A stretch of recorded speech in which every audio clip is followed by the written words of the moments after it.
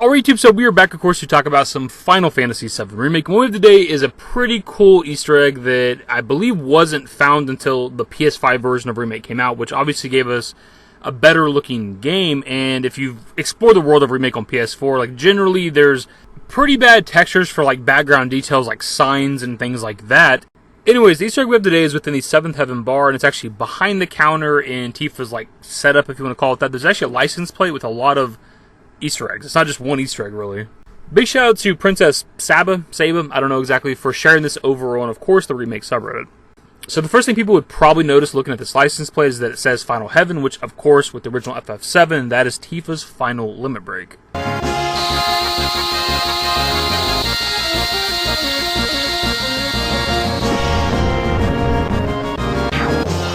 But it goes even just beyond the Final Heaven. The LOC standing for Lockhart, which I think makes a lot of sense.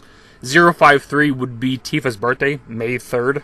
But it's even down to like the smaller numbers on the license plate, which are admittedly kind of hard to see, but it says 2120, which are Cloud and Tifa's ages respectively.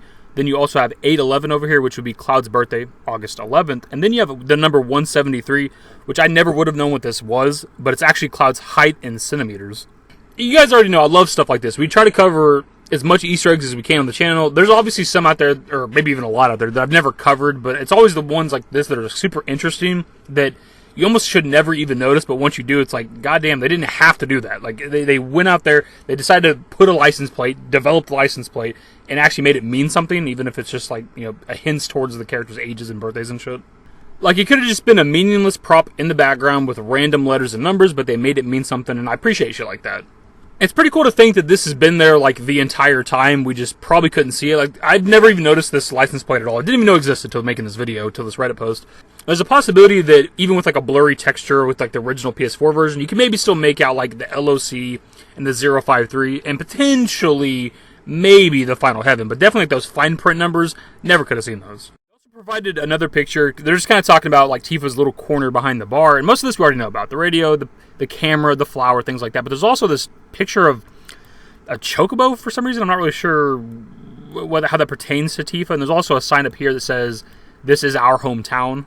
Obviously, of course, talking about the Sector 7 slums and just Avalanche and all the other stuff. This is their hometown. This is where they live. Because of course she lost her house, her hometown, a couple years back to Sephiroth. What a bad guy.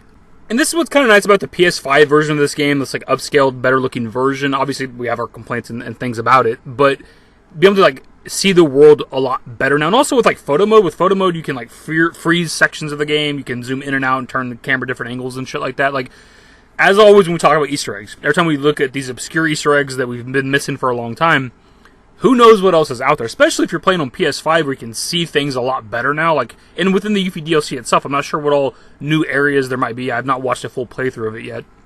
Who knows what else is hidden within the world?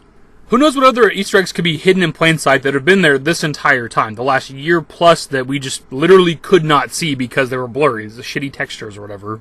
Anyways, dudes, that is pretty much the video. As always, doesn't need to be super long. Just thought I'd show you guys this. I've seen this on Reddit, thought it was pretty cool. I try to stay on top of and cover all, like, the obscure Easter eggs. Not the ones that are out in plain sight that are, like, super obvious. I like these ones, the weird ones.